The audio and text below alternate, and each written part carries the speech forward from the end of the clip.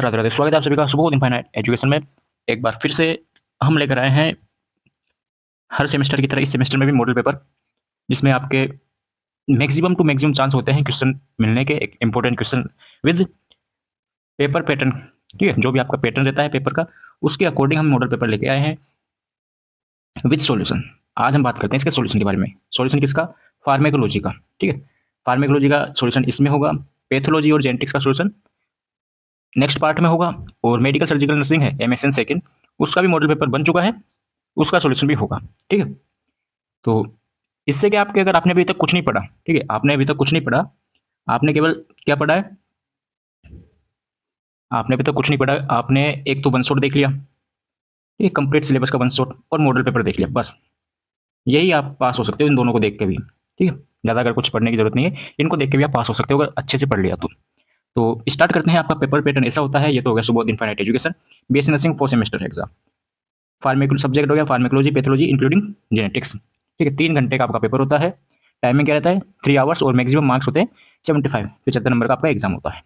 Overall section A या part 1 में आता है फार्मेकोलॉजी, पार्ट 2 में आता है पार्ट 2 में आता है पैथोलॉजी, और पार्ट 3 या सेक्शन 3 है उसमें आता है जेनेटिक्स। अब फार्मेकोलॉजी है वो होती है आपके 38 मार्क्स की, 38 नंबर की आपकी फार्मेकोलॉजी होती है। पूरा पेपर पैटर्न वही रहता है, केवल यहाँ पे आपकी यूनिवर्सिटी का नाम आता है। ठीक है, तो देखते हैं हम आज का सेशन लेक्चर। सबसे पहले आपके पास MCQs आते हैं, जो कि 6 आते हैं। ठीक है, 1 नंबर का एक होता है, 6 MCQs होते हैं, 6 नंबर के हो गए ये। तो क्वेश्चन है मल्टीपल चॉइस क्वेश्चन। नाइट्रोग्लिसरीन या NTG, क्या बोलते हैं NTG इस ए। अब NTG क्या होता है, इसमें से आपको बताना NTG होता है। NTG होता है सर वेसोडायलेटर। वेसोडायलेटर क्या काम करता है? जो ब्लड वेसल्स है उसको डायलेट करने का काम करता है। ये नाइट्रेट्स क्लास में आते हैं, नाइट्रेट्स होते हैं ये। ठीक है, सेकंड हो गया एंटी प्लेटलेट्स मेडिसिन। निम्न में से एंटी प्लेटलेट्स मेडिसिन क्या है? Diclofenac, naproxen, aspirin, indomethacin. आप सबने देखा होगा ये तीनों चारों क्या है? NSAID के एग्जाम्पल है। ठीक है, NSAID क्लास है, उसके एग्जाम्पल है। तो अगर आपने सही तरीके से पढ़ा हो तो एंटी प्लेटलेट्स क्या होती है? एस्प्रिन होती है। क्यों? ये एंटी प्लेटलेट्स का काम करती है किसमें? लो डेज में। तो लो डोज में एंटी प्लेटलेट्स का काम करती है, और हाई डोज में NSAID का काम करती है एस्प्रिन। ठीक है, आगे चलते हैं सर। तो 2 नंबर आ गए आपके।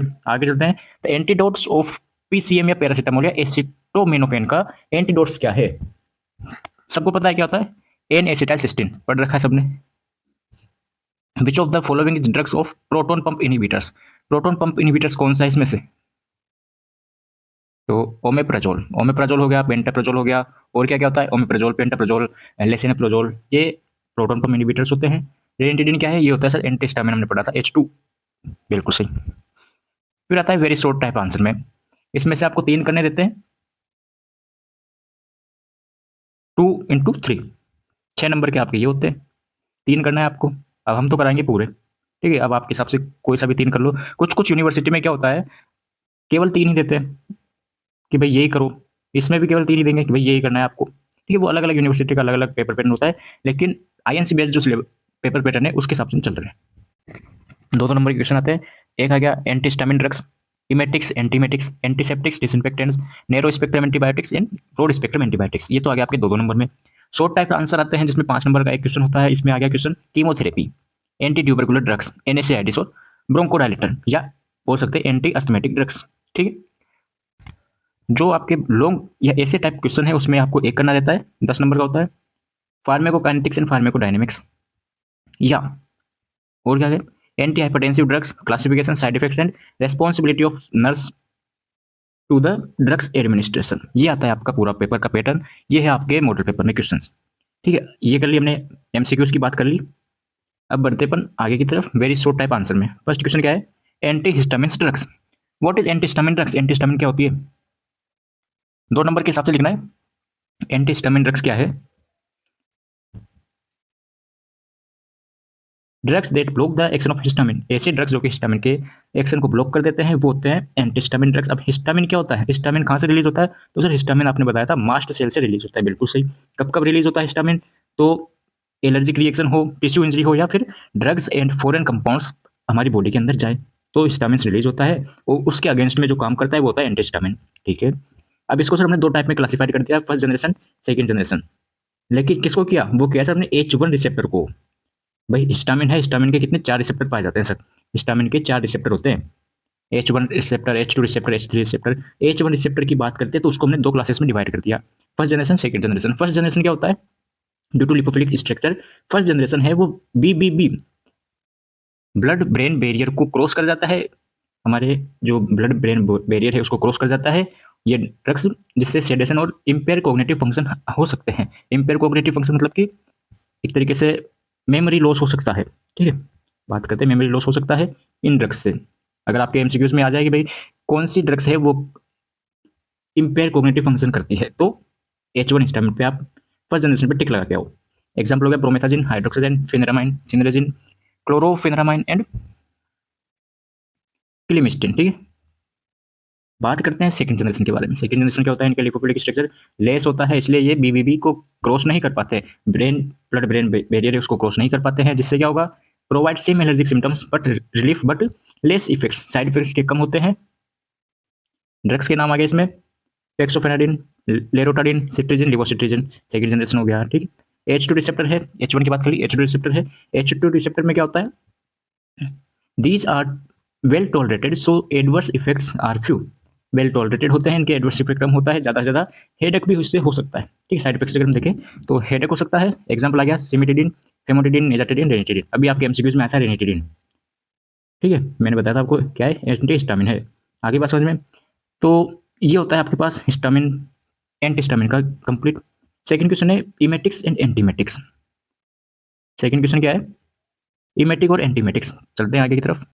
इमेटिक्स क्या होते हैं, जो कि वोमिटिंग को प्रोड्यूस करें, मतलब वोमिटिंग कराए, रोके नहीं, वोमिटिंग कराए। तो emetics clinical use of emetics agents is poisoning is obsoletes, बाहर निकाले, एक्सपेल्ड करें।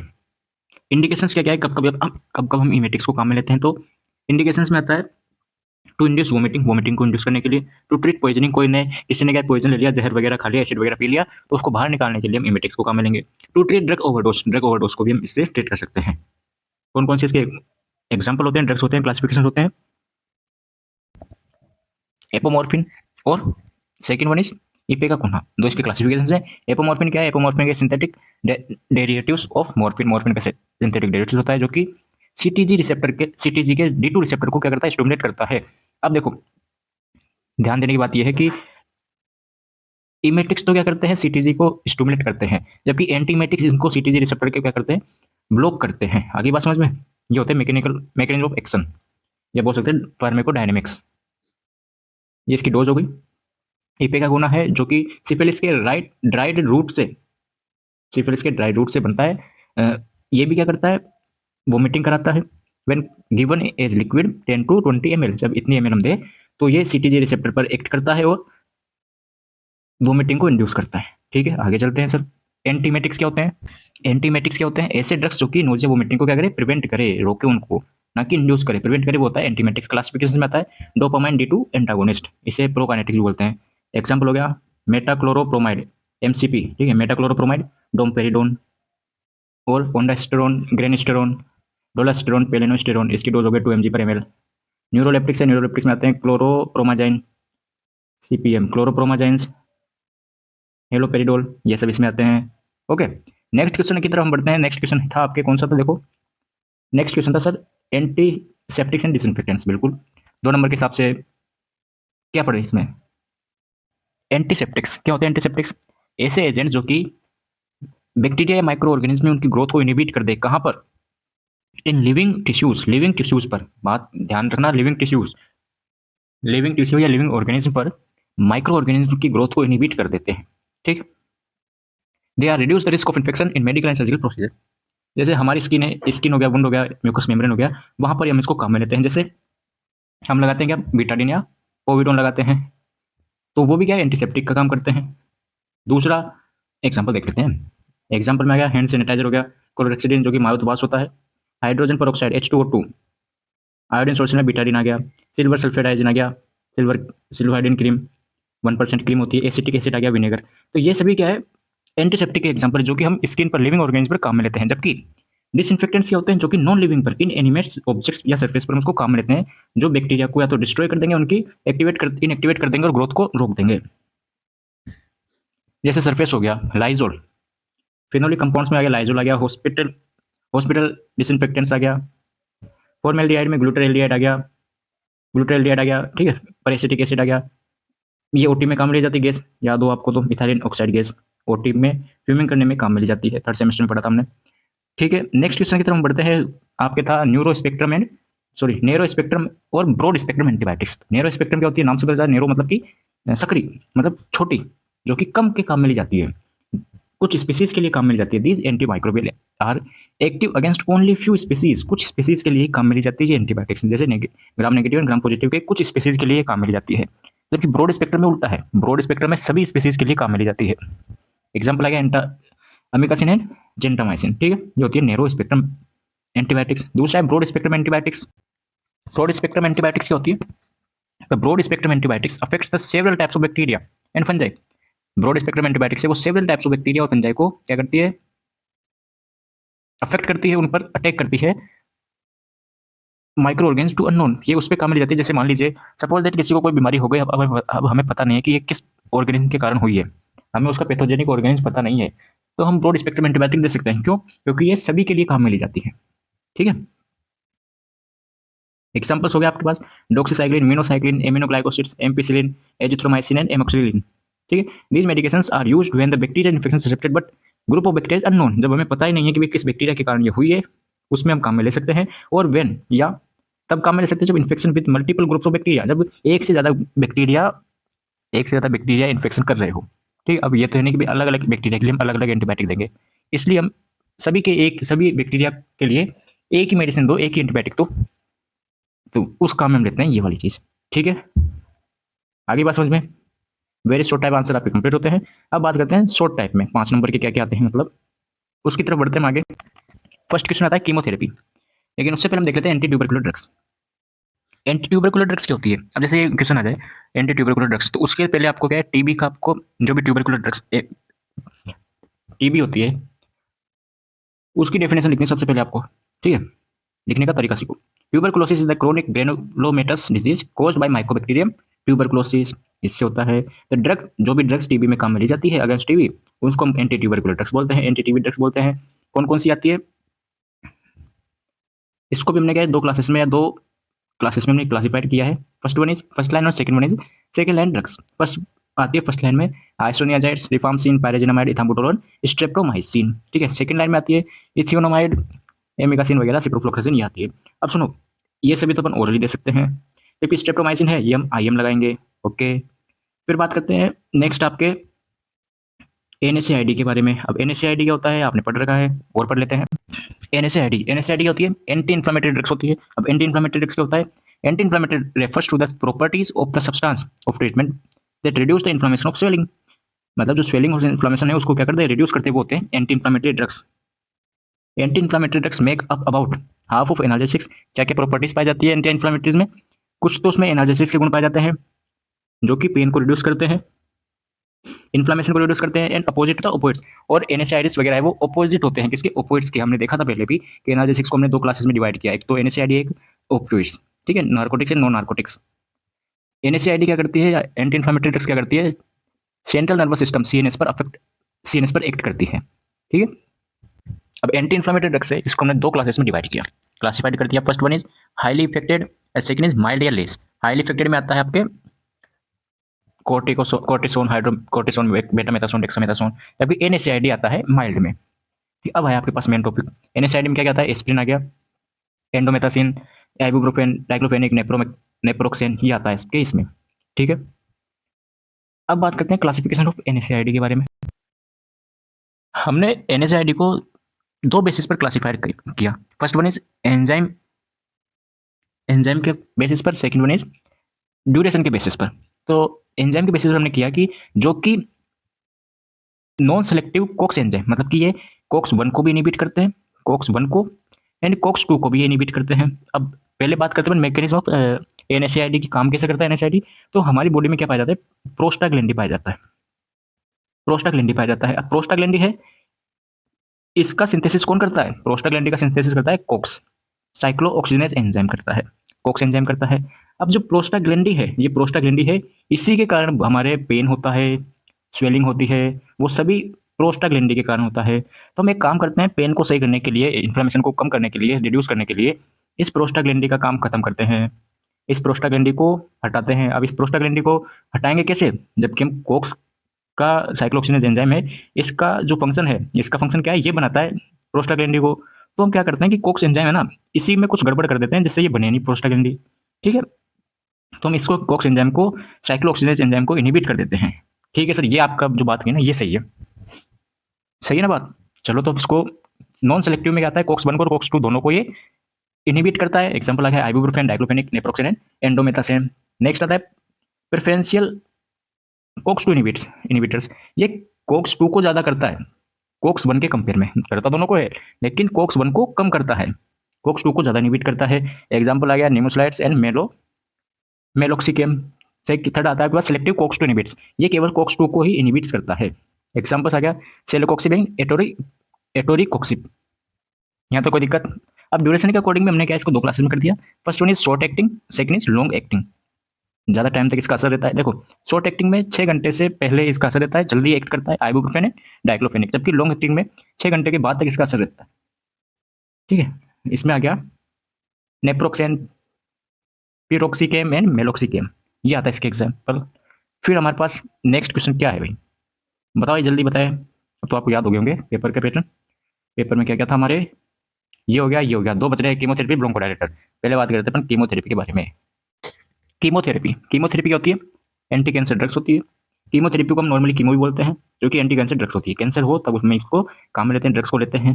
पर्पज क्या है इसका, ये क्या करता है chemotherapy, main purpose of chemotherapy is to kill cancer cells, cancer cell को ये किल करता है। Second is it is usually to treat patient with cancer that has spread from the place in the, मतलब metastasize. अब तो आपको पता चल गया मेटास्टेसिस क्या होता है। कैंसर एक जगह से दूसरी जगह में फैलता है, उसको मेटास्टेसिस बोलते हैं। तो अगर वो फैल रहा है तो उसको ये क्या करता है, रोकता है। स्प्रेड हो रहा है उसको रोकता है, तब काम में लेते हैं। Chemotherapy destroy cancer cell, chemotherapy है कैंसर सेल को मार देती है, चाहे वो बॉडी में एनीवेयर हो, कहीं पर भी हो। It even kill cells broken off from the tumours. मान लीजिए कोई ट्यूमर है, ट्यूमर क्या हो गया, ब्रोकन हो गया, और वो फिर वो स्प्रेड हो रहा है ब्लड में या लिम्फ में, वो घूम रहा है, तो उसको भी ये किल कर देती है chemotherapy. Chemotherapy can cure some types of cancer, कुछ कैंसर को ये क्योर कर देती है। In some cases it is usually slow the growth, chemotherapy cancer cell की ग्रोथ को स्लो कर देती है to keep cancer from the spreading, और जो स्प्रेड हो रहा है एक जगह से दूसरी जगह, उसकी ग्रोथ को भी ये क्या कर देती है, स्लो कर देती है। कीमोथेरेपी में भी गिवन बिफोर, कीमोथेरेपी कब दे सकते हैं हम, कोई अगर आप रेडिएशन थेरेपी कर रहे हैं, सर्जरी कर रहे हैं ट्यूमर की, तो उससे पहले दे सकते हैं, ताकि जो ट्यूमर है वो श्रिंक हो जाए, मतलब कि छोटा हो जाए, सिकुड़ जाए। दूसरा कि जब कैंसर हमने रिमूव कर दिया, सर्जरी के थ्रू हमने रिमूव कर दिया, या फिर रेडिएशन थेरेपी के थ्रू हमने उसको ट्रीट कर दिया, उसके बाद में भी हम कीमोथेरेपी दे सकते हैं। क्यों, ताकि जो कैंसर सेल है वो वापस से ना आए, कैंसर सेल वापस से ना आए, from coming back. Chemotherapy is, अब हमने क्या है, कीमोथेरेपी को अलग अलग क्लासेस में डिवाइड कर दिया according to there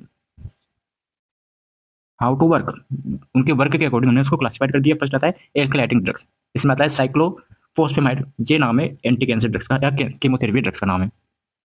anti metabolites में आता है 5 फ्लोरोयूरेसिल्स, ये क्या करता है, डीएनए को, जो कैंसर सेल है उसके डीएनए की प्रोडक्शन पर इंटरफेयर कर देता है। एंटी ट्यूमर एंटीबायोटिक्स है ये, इसमें आता है डेक्सोरुबिसिन एंड बेलोमाइसिन, ठीक है। एक आती है आपके पास प्लांट एल्केलॉइड्स, इसमें आता है विनब्लास्टिन एंड विनक्रिस्टिन, 2 ड्रग्स है इसकी। जो प्लांट एल्केलॉइड्स के जो ड्रग्स है, इसको पेरीविंकल्स प्लांट से हम प्राप्त करते हैं, ऑब्टेन करते हैं। अब स्टेरॉइडल हार्मोन्स, इसमें आता है टेमोक्सिफेन, ड्रग्स का नाम आ गया। ये क्या करता है, जो कैंसर, वे कैंसर सेल्स जो कि किससे न्यूट्रिएंट्स प्राप्त कर रहे हैं, हार्मोन से, नेचुरल जो हमारे हार्मोन्स है, उनसे कुछ कैंसर या ट्यूमर से वो न्यूट्रिएंट्स लेते हैं, उनका फ्यूल का काम होता है, उनको ईंधन या न्यूट्रिएंट्स देते हैं वो हार्मोन्स। तो जैसे कौन कौन से हो गए, ब्रेस्ट कैंसर हो गया, ठीक है, ओवरी कैंसर वगैरह हो गया, तो उन हार्मोन्स पे कुछ करें हम, उनकी ग्रोथ को क्या करते हैं, स्लो कर दे, ताकि उनको न्यूट्रिशन ना मिल पाए कैंसर सेल को, और वो किल हो जाए, मर जाए। ये होता है टिमोक्सिफेन नाम के ड्रग्स। ओके, अब लास्ट क्वेश्चन बचा था आपके इसमें, bronchodilators. What is bronchodilators, bronchodilators क्या होता है सर। ब्रोंकोडायलेटर्स, देखो सबसे पहले ब्रोंकोडायलेटर पढ़ने से पहले आप वो डायग्राम देखो। ब्रोंकोडायलेटर क्या करता है, ब्रोंकाई है उसको डायलेट कर देता है। तो वो कॉन्ट्रैक्ट हुई क्यों, तो वो क्यों हुई, ये देखो, ये है हमारे पास ब्रोंकोडायलेटर्स, ब्रोंकाई है, लंग्स है, ये नॉर्मल लंग्स हो गया, ये हो गया अफेक्टेड लंग्स। तो नॉर्मल लंग्स और अफेक्टेड लंग्स में कुछ दिख रहा होगा आपको कि मसल्स क्या है, मसल्स में ये इन्फ्लेमेशन हो गया, दोनों में देख लो आप एक बार डायग्राम। अब देखते हैं चेंज। नॉर्मल लंग्स है, नॉर्मल लंग्स में मसल्स रिलैक्स होती है, जबकि इसमें टाइट है, अस्थमेटिक या अस्थमेटिक में या रेस्पिरेटरी सिस्टम में नॉर्मली लाइनिंग होती है, इसमें स्वेलन हो जाती है, स्वेलिंग हो जाती है, इसमें म्यूकस नॉर्मल अमाउंट में होता है, जबकि अस्थमेटिक में नॉर्मल जो म्यूकस है वो एबनॉर्मल रहता है, एक्सेस अमाउंट में रहता है, ज़्यादा होता है। इसके लिए हम उसको क्या करें, ये ब्रोंकाई है वो टाइट हो चुकी है, ठीक है, ये बेसल ये इसको हम वापस से पहला जैसा करने के लिए हम इसको डायलेट करेंगे। डायलेट करने के लिए हम देंगे ब्रोंकोडायलेटर्स। तो ब्रोंकोडायलेटर्स में सबसे पहले आता है बीटा 2 एगोनिस्ट। इसमें इसको एक को नाम देते हैं सिम्फेथोमिमेटिक्स। दो क्लासिफाई ड्रग्स आती है इसमें, शॉर्ट एक्टिंग और लॉन्ग एक्टिंग। शॉर्ट एक्टिंग में साल्बुटामोल, टर्बिटोलाइन, जबकि लॉन्गर एक्टिंग में क्या क्या आता है, सालमेटेरोल, फेनेप्टेरोल, ठीक है, ये परबिटेरोल, ये इसमें लॉन्ग एक्टिंग में आती है। मिथाइलजेंथिन, सबने नाम सुन रखा है मिथाइलजेंथिन में, थियोफाइलिन, एमिनोफाइलिन, डेरिफाइलिन, इटोथियो, ठीक है। एंटीकोलिनर्जिक में आता है इप्राट्रोपियम, ब्रोमाइड और एट्रोपिन, ये सभी ब्रोंकोडायलेटर्स है, ठीक है।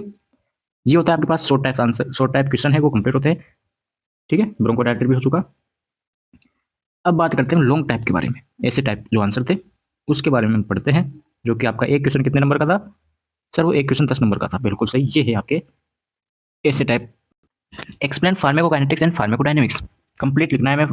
तो फार्माकोकाइनेटिक्स क्या होता है, फार्माकोडायनेमिक्स क्या होता है, बात करते हैं फार्माकोकाइनेटिक्स की। सबसे पहले फार्माकोकाइनेटिक्स को हमने दो क्लासेस में डिवाइड, दो वर्ड में डिवाइड कर दिया। फार्माको मतलब ड्रग्स, एंड काइनेटिक्स मतलब कि मूवमेंट, मतलब कि जो ड्रग्स है वो हमारी बॉडी में कैसे मूवमेंट कर रही है, ओके। तो it is the study of the absorption, distribution, metabolism, excretion of drugs. जैसे हमने ड्रग्स ली, वो ड्रग्स हमारे लेने के बाद में, एडमिनिस्ट्रेशन होने के बाद में क्या क्या गुल खिलाती है, कहाँ कहाँ पे जाती है, कैसे कैसे मूवमेंट करती है और कैसे एक्सक्रेट हो जाती है, सब फार्माकोकाइनेटिक्स में आते हैं। एग्जाम्पल जैसे कि drugs, movement of the drugs into the body, with in the body and out of the body, इसके हम स्टडी करते हैं। चार कंपोनेंट्स होते हैं इसके, A D M E. A for absorption, distribution, metabolism और एक्सक्रेशन। फर्स्ट देखते हैं एब्जॉर्प्शन। जैसे हमने ड्रग्स ली, कहीं से भी हमने ड्रग्स ली, किसी भी रूट से हमने ड्रग्स एडमिनिस्ट्रेशन करी, it is the process by which drugs enter the blood stream. लेने के बाद में ब्लड स्ट्रीम में ड्रग पहुंच गई, वो होता है एब्जॉर्प्शन, चाहे वो किसी भी रूट से ली गई हो। अब आईवी रूट से ली गई ड्रग्स और ओरली ड्रग्स ली गई, उनमें से आईवी सबसे ज़्यादा हाई एब्जॉर्प्शन रेट होती है, जबकि ओरली की वेरी लो एब्जॉर्प्शन रेट होती है। क्यों? क्योंकि आईवी तो डायरेक्ट ब्लड में जा रहा है। It depends on the routes, वो अपने रूट्स के अकॉर्डिंग, रूट्स पर डिपेंड करते हैं कि कैसे वो एब्जॉर्ब होता है। अब ये होता है एब्जॉर्प्शन रेट, आईवी ज़्यादा होगा, इनहेलेशन, फिर सबलिंगुअल, रेक्टल, आईएम, एससी और ओरली, ये होता है एब्जॉर्प्शन रूट। अब इसको भी क्या है, एब्जॉर्प्शन को अलग अलग फैक्टर्स वो अफेक्ट करते हैं, जैसे पार्टिकल साइज, कितना पार्टिकल्स जा रहा है, कितने पार्टिकल्स, कितना साइज है पार्टिकल्स का, या फिर कितने एमएल की हमने वो ड्रग्स ली है, ठीक है, तो उसके साइज पर डिपेंड करता है। डिजोल्यूशन टाइम पर, लिपिड सोलिबिलिटी पर, एंजाइम और डिजीज। कोई डिजीज है तो वो एब्जॉर्प्शन कम होगा कंपेयर देन किसी की डिजीज ना हो, ठीक है। सेकंड आता है डिस्ट्रीब्यूशन। अब ड्रग्स कहाँ पहुंच चुकी है, ब्लड में पहुंच चुकी है। अब ब्लड से जहाँ पे उसको एक्ट करना है, सपोज देख सर दर्द कर रहा है, हेडेक हो रहा है, हमने ले ली क्या, पीसीएम ले ली, पीसीएम से भी काम करता है, हेडेक में काम आती है। ये हमने कोई एनाल्जेसिक्स ले ली, अब वो कहाँ गई, ब्लड स्ट्रीम में तो पहुंच गई, एब्जॉर्प्शन हो गया। अब ड्रग्स को कैसे पता चलेगा कि वो उसे सर में जाना है, इसलिए वो जाएगी, डिस्ट्रीब्यूट हो जाएगी जहां पर उसको एक्ट करना है। It is passes drugs from the blood stream to the tissues and the site of its action, जहां पर उसको एक्ट करना है वहां पे पहुंचा दिया जाएगा। The expanse of the distribution depend, ये भी इन फैक्टर्स पर डिपेंड करते हैं, ठीक है। अब पहुंच चुकी ड्रग्स, अब होगा मेटाबॉलिज्म। मेटाबॉलिज्म कहाँ पर होता है, मेटाबॉलिज्म होता है लीवर में। ड्रग्स का मेटाबॉलिज्म होता है लीवर में। It is biochemical modification of the drugs in the body. These process primary occur in the liver, primary ये लीवर में होती है। These process converting this process convert the drugs into polar water soluble compounds. क्यों? ताकि वो आसानी से excrete हो सके, इसमें चेंज कर देता है ये, ताकि वो आसानी से एक्सक्रेट हो सके थ्रू द किडनी, किडनी के थ्रू। अब ये होता है मेटाबॉलिज्म को अफेक्ट करते हैं genetic variation, environmental pollutants, age और लिवर डिजीज। अगर कोई लिवर डिजीज है तो वो मेटाबॉलिज्म कम होगा उनका। फिर आता है एक्सक्रेशन। एक्सक्रेशन का मतलब ये है कि अगर सही तरीके से एक्सक्रेशन हो गया, मतलब कि ड्रग्स सही काम कर रही है और कोई टॉक्सिसिटी नहीं है, टॉक्सिसिटी को हमने प्रिवेंट कर दिया। It is the process through which the body eliminate the drugs and their metabolism. जो भी ड्रग्स ली है वो आसानी से उसके एलिमेंट्स या जो भी रिमूवल पार्ट्स होते हैं उसको हमने आसानी से रिमूव कर दिया है। It is a critical phase of pharmacokinetics, ensure that drugs and their by products, side product होते हैं ड्रग के, वो सेफली रिमूव हो चुके हैं और टॉक्सिसिटी प्रिवेंट हो चुकी है। कहाँ कहाँ से हम एक्सक्रेट कर सकते हैं, तो किडनी से कर सकते हैं, saliva, sweat, pulmonary and biles, इन सबसे हम ड्रग्स को, या फिर एक्सक्रेट के ऑर्गन होते हैं, एक्सक्रेट ऑर्गन होते हैं। फार्माकोडायनेमिक्स, फार्माकोडायनेमिक्स मतलब कि फार्माको मतलब ड्रग्स, डायनेमिक्स मतलब पावर। ड्रग्स की क्या पावर है, ड्रग्स हमारी बॉडी में क्या क्या कर सकती है। हम ड्रग्स गई हमारी बॉडी में, तो हमारी बॉडी क्या क्या कर सकती है, मतलब कि बॉडी में क्या क्या चेंजेज आ जाते हैं ड्रग्स के जाने के बाद। It is the study of the drugs on the body and there mechanism of action, मतलब कि ड्रग्स का क्या क्या एक्शन है, ड्रग्स कैसे एक्ट करती है हमारी बॉडी में, ड्रग्स की मैकेनिज्म क्या है एक्शन करने की। To know how the drugs do and they how they do it, यानी कि ड्रग्स क्या करती है और कैसे करती है, हमारी बॉडी में ड्रग्स क्या करती है और कैसे करती है।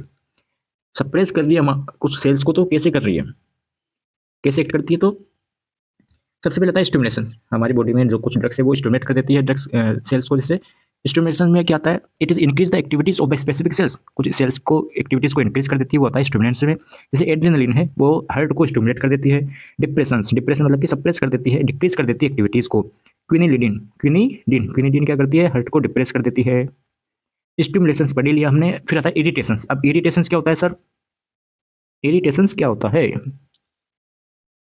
This can occur all type of the tissues in the body and may result inflammation and necrosis of the cells. ठीक है। रिप्लेसमेंट में कुछ ड्रग्स है वो कुछ हार्मोन की जगह काम कर लेती है, जैसे कि ड्रग में be used for replacement when the deficiency of natural substance like hormones metabolic and nutrients. अगर किसी सपोज दैट विटामिन के है, विटामिन के की क्या हो गई, कमी हो गई, विटामिन के की क्या हो गई, कमी हो गई, तो हम क्या लेते हैं, विटामिन के सप्लीमेंट्स लेते हैं। तो वो जो सप्लीमेंट्स है वो क्या है, रिप्लेसमेंट का काम करते हैं। जैसे इंसुलिन है, इंसुलिन डायबिटीज मेलाइटिस का रिप्लेसमेंट कर देती है, उसकी जगह काम कर लेती है। डायबिटीज मेलाइटिस हो गया, ठीक है, तब हम इंसुलिन के इंजेक्शन वगैरह लगाते हैं। आयरन, अगर एनीमिया हो गया तो आयरन डिफिशिएंसी एनीमिया होता है, तो उसको पूर्ति कौन करता है, तो हम आयरन सप्लीमेंटेशन लेते हैं।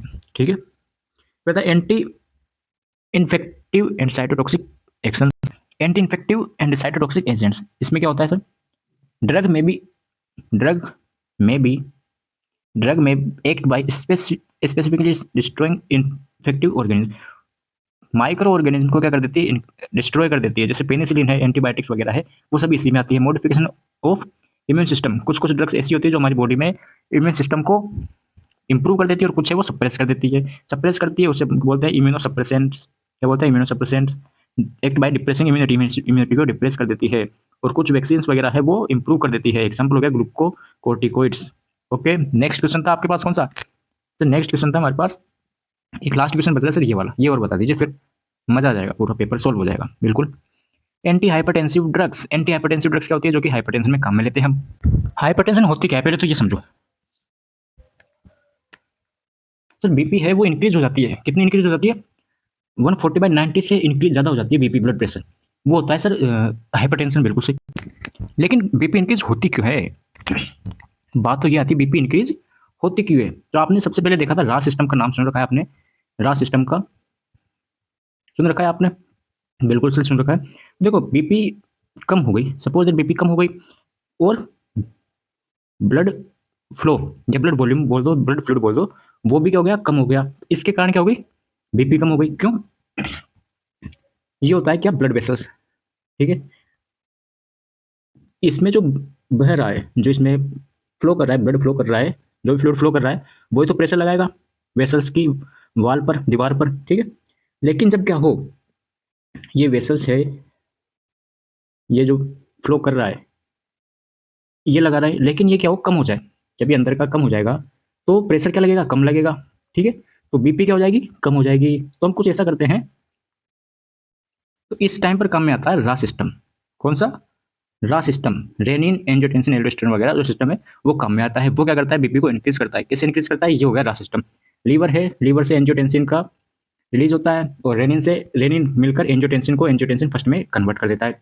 एसीई एंजियोटेंसिन कन्वर्टिंग एंजाइम पाया जाता है, ये एंजियोटेंसिन फर्स्ट को सेकंड में कन्वर्ट कर देता है। और जो सेकंड है ये एक तो रिसेप्टर के साथ, रिसेप्टर पर एक्टिवेट हो जाता है और वेसो कॉन्स्ट्रक्ट कर देता है, ब्लड को कॉन्ट्रैक्ट कर देता है, जिससे बीपी क्या होगी, इंक्रीज हो जाती है, ठीक है। और एक काम करता है, सोडियम क्लोराइड एंड H2O का रीएब्जॉर्प्शन करता है न्यूरॉन पर, एल्डोस्टेरोन, ये काम होता है रा सिस्टम का। इसके कारण बीपी इंक्रीज होती है, ठीक है। तो अब हम कुछ ऐसा करते हैं कि बीपी क्या हो, लो हो जाए। तो जो ये सिस्टम काम कर रहा है, इसका उल्टा करना है हमें, ठीक है।